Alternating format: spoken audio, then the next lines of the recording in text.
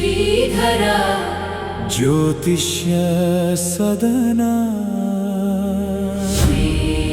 ಶ್ರೀಧರ ಗುರುಕೃಪೆಯ ಪವಿತ್ರ ಸದನ.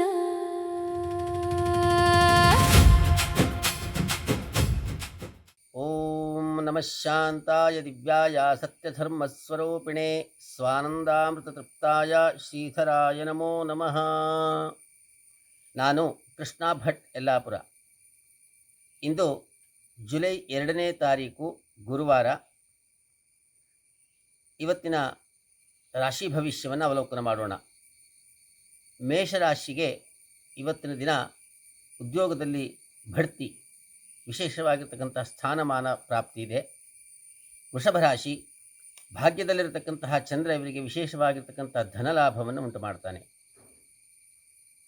ಮಿಥುನ ರಾಶಿ, ಅಷ್ಟಮದಲ್ಲಿರತಕ್ಕಂತಹ ಚಂದ್ರ ಇವರಿಗೆ ಸ್ವಲ್ಪ ಮೃತ್ಯು ಭಯವನ್ನು ಉಂಟು ಮಾಡ್ತಾನೆ.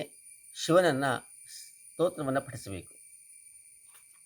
ಕರ್ಕಾಟಕ ರಾಶಿ, ಸಪ್ತಮದಲ್ಲಿರತಕ್ಕಂತಹ ಚಂದ್ರ ಇವರಿಗೆ ಯಾತ್ರಾ ಯೋಗವನ್ನು ಉಂಟು ಮಾಡಿದ್ದಾನೆ. ದೇವಿಯ ದರ್ಶನವನ್ನು ಮಾಡಬಹುದು, ಒಳ್ಳೆಯದಾಗಲಿ. ಸಿಂಹರಾಶಿ, ಷಷ್ಠದಲ್ಲಿರತಕ್ಕಂತಹ ಚಂದ್ರ ಇವರಿಗೆ ಆರೋಗ್ಯ ಬಾಧೆಯನ್ನು ಉಂಟು ಮಾಡ್ತಾನೆ. ಸಪ್ತಮದಲ್ಲಿರ್ತಕ್ಕಂಥ ರಾಹು ಕೂಡ ಕಿರುಕುಳವನ್ನು ಉಂಟು ಮಾಡ್ತಾನೆ. ನಾಗಾರಾಧನೆಯನ್ನು ಮಾಡಿಕೊಳ್ಳಿ, ಒಳ್ಳೆಯದಾಗಲಿ. ಕನ್ಯಾ ರಾಶಿ, ಪಂಚಮದಲ್ಲಿರತಕ್ಕಂತಹ ಚಂದ್ರ ಮಕ್ಕಳಿಂದ ಸೌಖ್ಯವನ್ನು ಹಾಗೂ ವಿಶೇಷವಾಗಿರ್ತಕ್ಕಂಥ ಧನಲಾಭವನ್ನು ಉಂಟು ಮಾಡ್ತಾನೆ, ಒಳ್ಳೆಯದಾಗಲಿ. ತುಲಾರಾಶಿ, ಚತುರ್ಥದಲ್ಲಿರ್ತಕ್ಕಂತಹ ಚಂದ್ರ ಇವರಿಗೆ ವಿಶೇಷವಾಗಿರ್ತಕ್ಕಂಥ ಗೃಹ ಸೌಖ್ಯವನ್ನು, ವಾಹನ ಸೌಖ್ಯವನ್ನು ಉಂಟು ಮಾಡ್ತಾನೆ, ಒಳ್ಳೆಯದಾಗತ್ತೆ.